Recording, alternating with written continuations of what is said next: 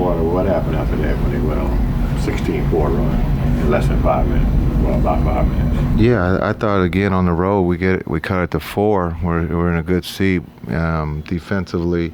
We started to give a little bit better effort and give them credit. They were making shots tonight. But then on the offensive end, we just couldn't throw it in the ocean. We had a couple bad shots that took away, some of the energy. But we'll learn from it. We'll watch this and we'll get better tomorrow.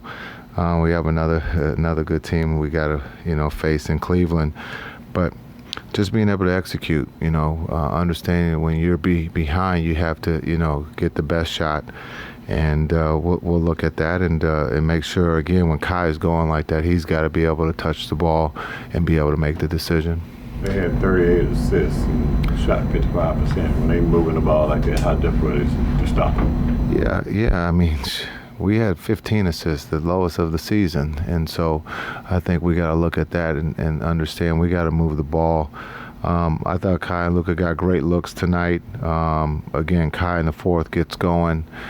We got to get the ball's got to be in his hands going down the stretch there just to make sure, especially with Luka out, that he's getting the shot or he's making the play for someone else.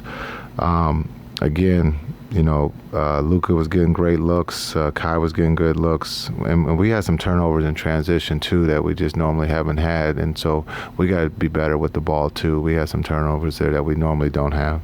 I was about to ask, 15 turnovers is not extremely high, but some of them were really untimely. Yeah, especially on the break, we get the stop and we throw it away on the break, and then they come back and make a three or get a layup. And so we got to be better with the ball, understanding being hunted now. When you win 7 in a row, being on the other side of the team that's hunting, now teams are going to, try to win every possession. And if for us to be one of the elite teams, we have to understand that and handle that better. You obviously have 2 elite scorers. Is it important for you to have an established third scorer? No, I think it's better when you have 4 or 5 guys who can go.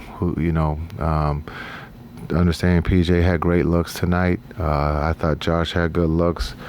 Timmy has had good looks. We might have to try to get him, better looks, but he's had some looks that just haven't gone down here of late. We got to, get him going. But he's been one of the guys that's scored for us.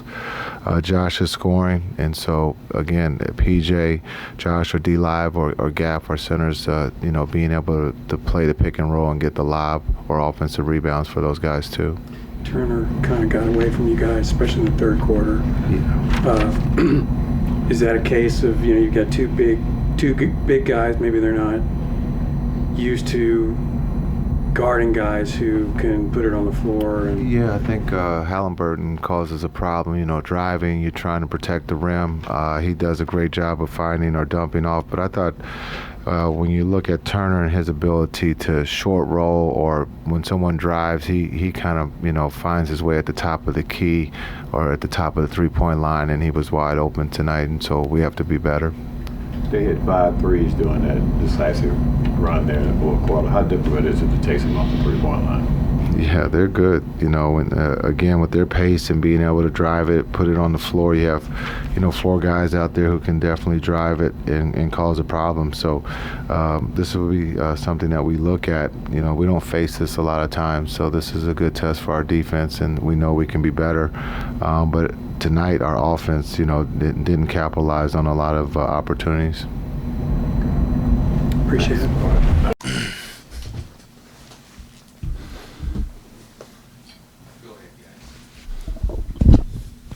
Kyrie, when the ball was on like that for Indiana, they shoot 56%, 38 assists. How difficult is that to win that? It's definitely difficult. I don't think we need it. Definitely difficult. Just because when they're playing with that high level of pace and they're making shots and they're making us scramble, putting us in scramble mode defensively, they took full advantage of it, and they made shots tonight, so you got to give them credit.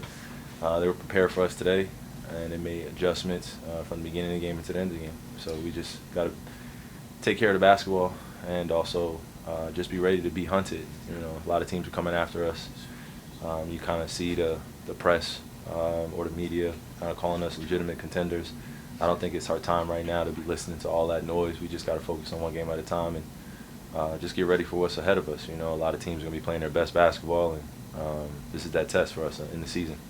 You went on a 9-0 run at the outset of the fourth quarter to get you guys to 4 points. So what happened after that? It seemed like they just attacked like that. Yeah, it was you know, we were down by 4 at that point, and then they came out of the timeout and they hit us in the mouth again, and they hit a few threes and from a few guys that you know, we probably need to run off the line, especially at home. They play extremely well at home, and you look at their record, and I think the facts speak for themselves. So tonight, you know, Tyrese wasn't really the main initiator or, you know, one of the main scorers, but he did a good job in running the offense, and those guys from the bench came in. We're playing with a good rhythm. You know, Benedict Mathurin hit some good hesitation threes.